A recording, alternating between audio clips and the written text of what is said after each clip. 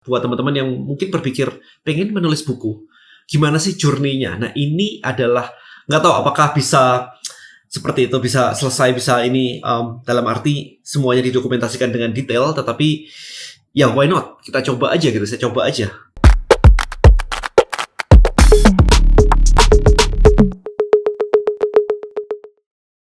Content Creator Black Book. Buat konten, hasilkan income. Temukan rahasianya di contentcreatorblackbook.com. Oke, so ini adalah pertengahan Desember dan saya belum ada jadwal lagi untuk traveling kemana-mana. Jadi kurang lebih saya akan ada di Malang untuk sekian minggu. Liburan sih nggak keluar kemana-mana sih saya. Saya nggak suka keluar jalan-jalan ketika liburan karena semuanya macet, rame, antri semuanya. Jadi biasanya saya kalau jalan-jalan justru ke hari biasa karena anak-anak saya homeschool.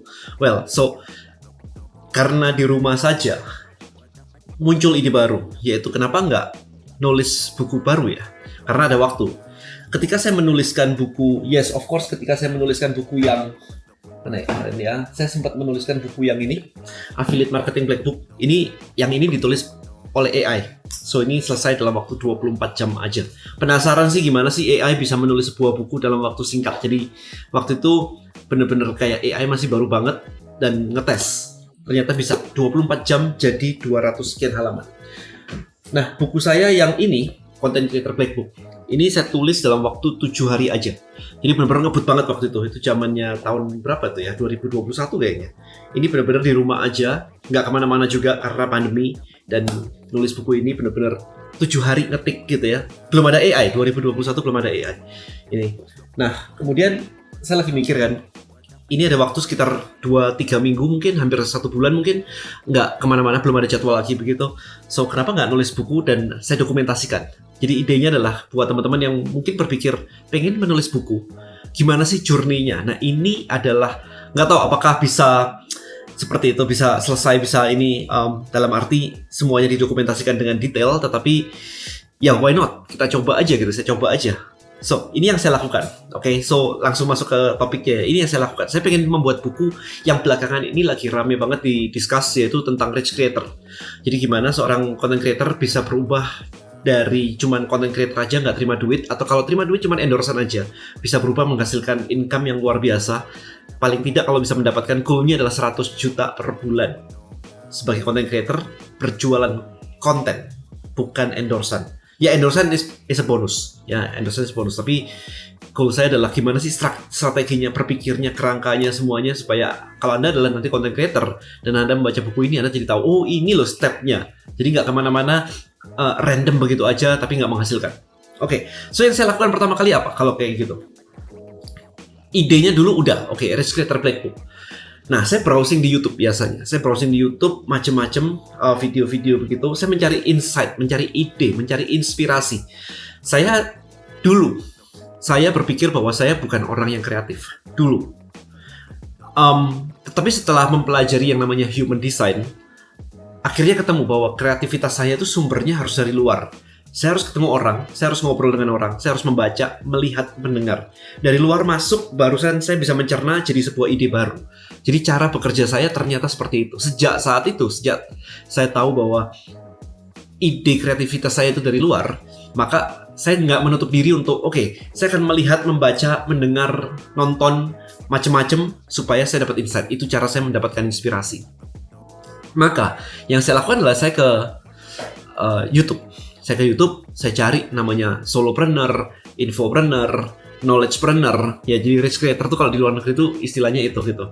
Nah, kemudian saya merangkum. Jadi ini ada rangkuman. Kalau ada video gitu ya, itu bisa dirangkum. Jadi saya merangkum beberapa video, saya cek, saya cari, saya riset, merangkum beberapa video. Goalnya apa sih? Goalnya adalah untuk mencari kurang lebih kerangkanya seperti apa. Atau adakah keyword-keyword khusus yang saya perlu tahu? Ya, jadi dari sini muncul ini skrip ya, ini skrip dari rangkuman-rangkuman video begitu. Dari sini kemarin saya mencoba, saya lemparkan summarize ini summarize dari sebuah video.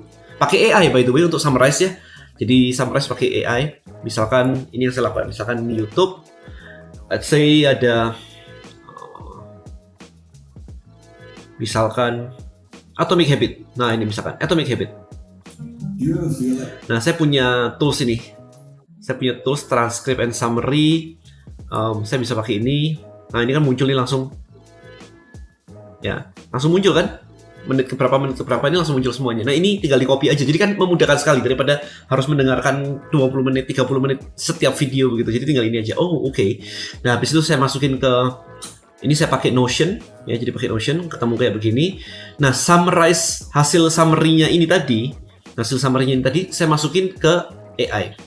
Nah, setelah saya masukin ke AI, goal-nya adalah apa? Untuk bikinin outline. Jadi saya minta ke dia waktu itu, bikinin dong outline. Saya mau membuat sebuah buku nih. Saya mau membuat sebuah buku dan bikinin dong outline-nya seperti apa. Dari situ dia bikinin nih. Nah, semuanya kayak begini. Dari sini kisi-kisinya udah oke. Dari sini udah oke. Dari sini udah oke. Tapi saya nggak berhenti di sini aja. Bukan begitu caranya. Kalau kayak begini kan bener-bener kayak copy paste banget ya. Saya nggak begitu. Jadi yang saya lakukan berikutnya adalah saya jalan-jalan lagi ke Amazon. Jalan-jalan ke Amazon. Di Amazon saya akan mencari buku-buku. Jadi saya akan mencari misalkan di sini infopreneur.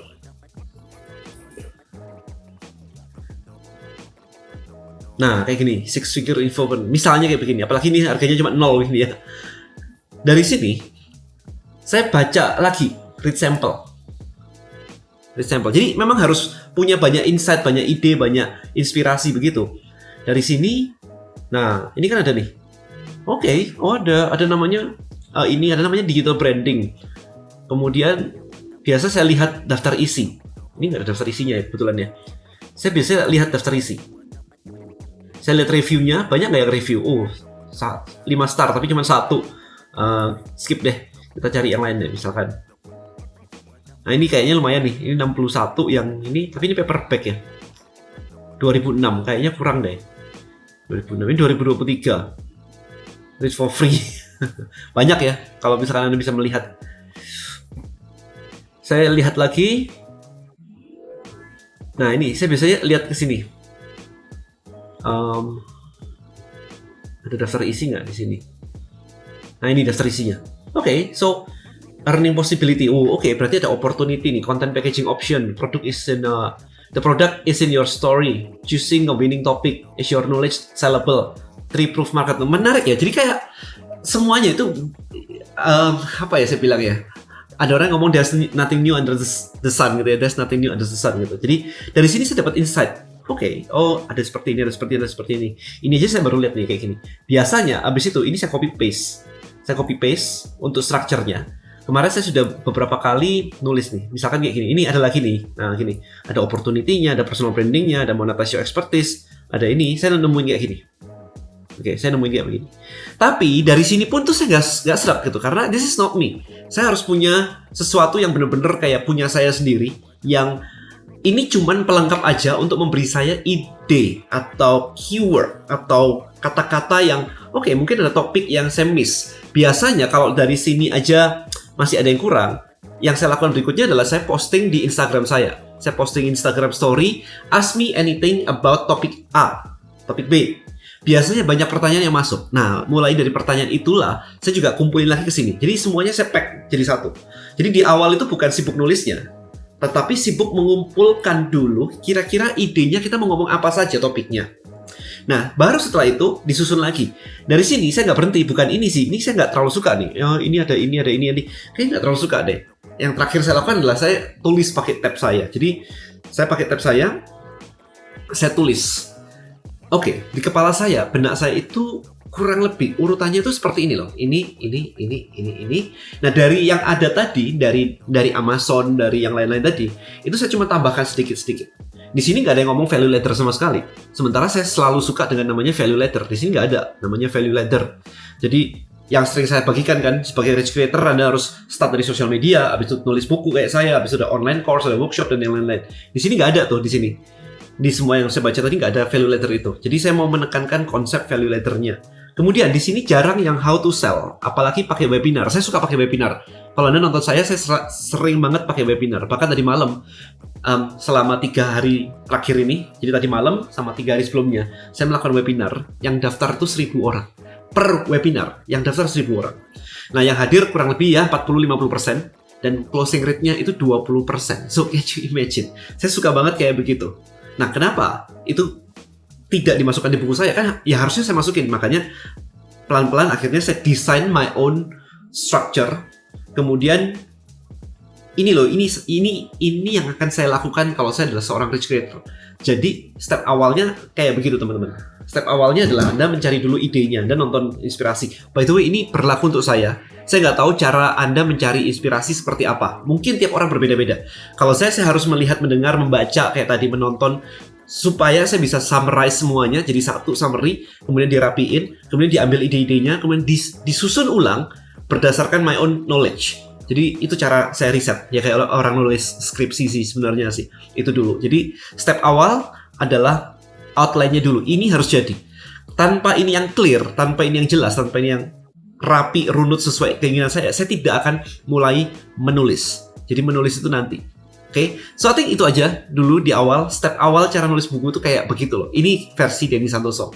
Oke, kalau Anda interested untuk mengikuti lebih lanjut, subscribe aja ke channel saya, terutama di topik ini. Alright, so I think itu aja. Thank you so much for watching this video. See you in the next video. Bye-bye.